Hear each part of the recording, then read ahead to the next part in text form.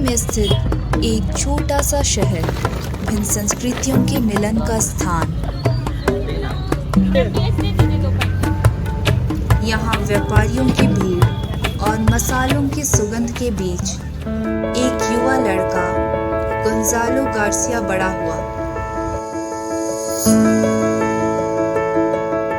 उसके पिता एक पुर्तगाली व्यक्ति थे और उसकी माता एक भारतीय महिला थी, जिन्होंने उसमें गहरी आस्था भर दी। उसने जेसुइट पादरियों से शिक्षा प्राप्त की। उसका मन तीव्र था और उसका हृदय खुला हुआ।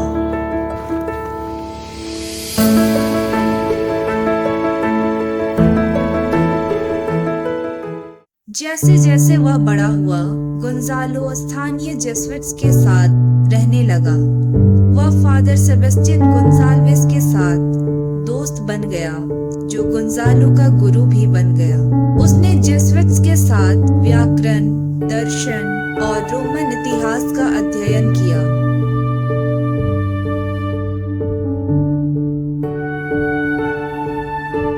जब वह 13 वर्ष का था, तो गोंजालो ने फादर सेबेस्टियन से जापान में मिशनरियों में शामिल होने की अनुमति मांगी। उसका अनुरोध अस्वीकार कर दिया गया, क्योंकि वह बहुत छोटा था। लेकिन 2 साल बाद उसे मंजूरी दे दी गई। जब मिशनरी जापान पहुंचे, तो गोंजालो ने एक धार्मिक शिक्षक के रूप में काम किया। वह सड़कों पर घूमता था और अपनी दयालुता और जापानी भाषा की धारा प्रवाह समझ से बच्चों को अपनी ओर आकर्षित करता था। उन्होंने जेसुइट्स के साथ जापानी मिशनरी क्षेत्रों में 8 साल तक काम किया। उन्होंने जेसुइट ऑर्डर में शामिल होने की कोशिश की, लेकिन उनके मूल निवासी होने के कारण उन्हें मना कर दिया गया। उम्मीद खोकर गोंजालो ने जेसुइट्स को छोड़ दिया। उसे फ्रांसिस्कन ने स्वीकार कर लिया। वह मनीला चला गया, जहां उसने एक धार्मिक शिक्षक के रूप में काम किया।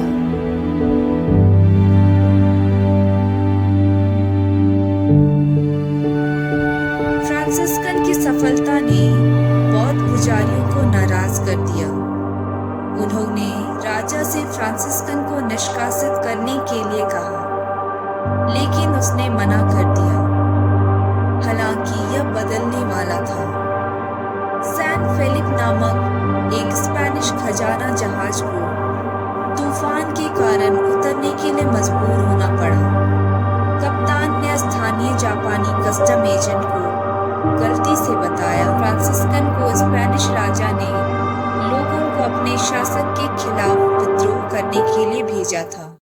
जब ताइको सामा ने यह कहानी सुनी, तो वह क्रोधित हो गया और उसने आदेश दिया कि जापान में सभी मिशनरियों को गिरफ्तार कर लिया जाए।